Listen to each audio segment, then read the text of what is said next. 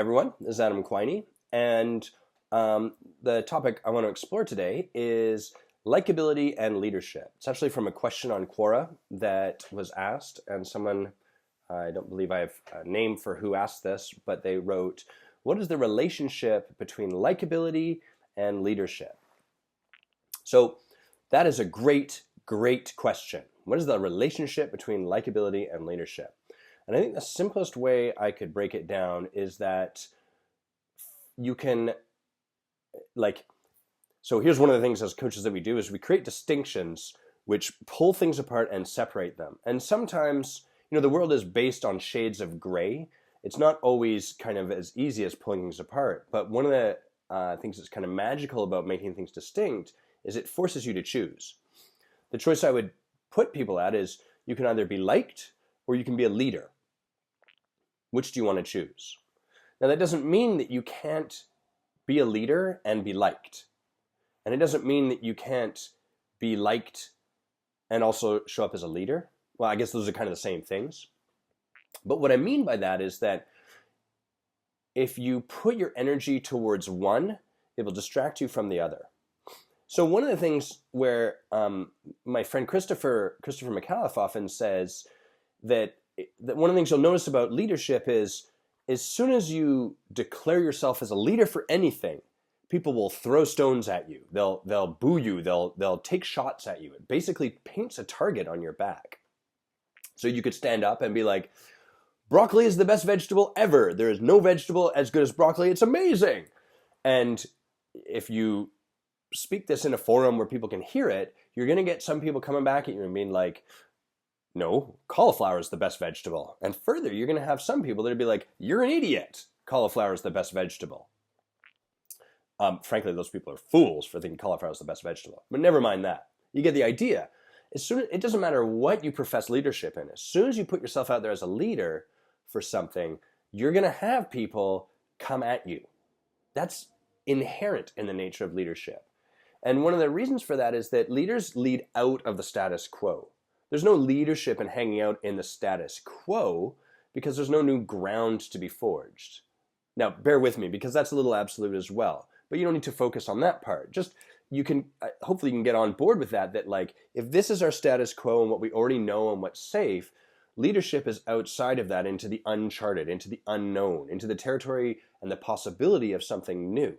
And anytime you push out towards that, you're going to have people that want to contain or keep the status quo. Any real leadership is going to challenge at least some people's presumptions and assumptions and stories about the world.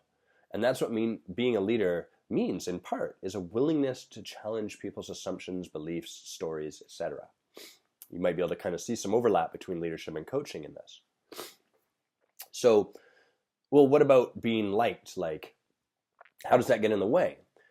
I think from that first part, you might be able to see if I'm focused on being liked, that's going to impact what I'm willing to do and say, because maybe I don't want to put out, hey, broccoli is the best vegetable in the world, because it's going to mean that those cauliflower lovers are no longer going to like me. And so when you see leaders that are fixated or focused or really putting their attention onto being liked, what you tend to see is a lot of lukewarm leadership. A less forgiving way of describing this is mediocrity. You tend to see a lot of mediocrity. You can look at a lot of the leaders in the world. And easy examples are often Mahatma Gandhi and Martin Luther King. These days we look back and we're like, well, of course, civil rights movement, of course, equal for everyone. But back then, that wasn't so popular.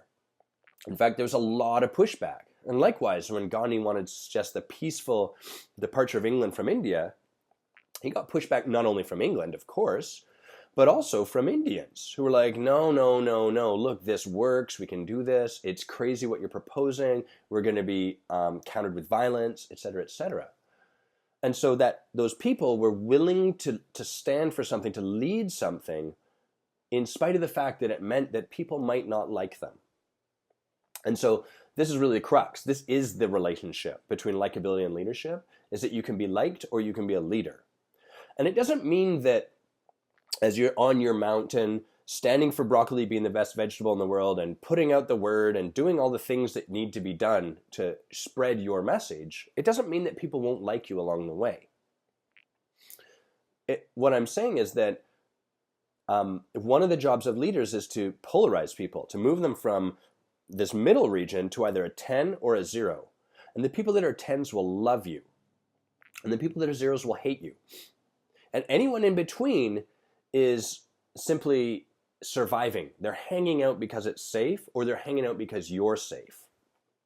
And your job as leader is to move them, get them to one of those two extremes. And you can see likability exists in this middle region. Now, don't take this into a formula and make it, oh, okay, great, my job as a leader is to be loved, because then you're going to avoid pushing people to that 0. Your job as a leader is to be a leader. And as soon as you're turning your attention to how can I be more liked, or how can I be more loved, or how can I not have people say the things I don't like, or anything like that, you've turned your attention away from who do I need to be in this moment to move this thing towards what we have said we will create. And that's ultimately the question that leadership is focused on. Everything else can fall away. And that's the power of committing into something and from a place of leadership, is that the conversations around likability, even conversations around things like, how do I feel? Do I feel like doing this today? Fall away if we're willing to really empower and step into leadership. And the conversation stops being, how do I feel? What do I need to do to be liked? Are people going to be upset if I do this? And instead it becomes simply, who do I need to be today to move this thing towards what we said we would create? So that's kind of the relationship between likability and leadership. And I guess the caveat I want to, the sort of caveat I want to put in is that I'm not suggesting that then you go out and do leadership so as to be hated. Because that's kind of the other end, right? Remember we were looking at on one side 0s and 10s, and if we're only focused on 10s, we won't be willing to push people to the 0s.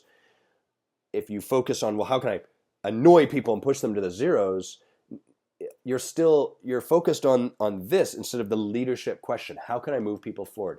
What is the thing or the way that I need to show up and be in order to move this forward? Again, likability or dislikability, they're both superfluous. They're actually not really a part of the conversation that leadership's engaged in.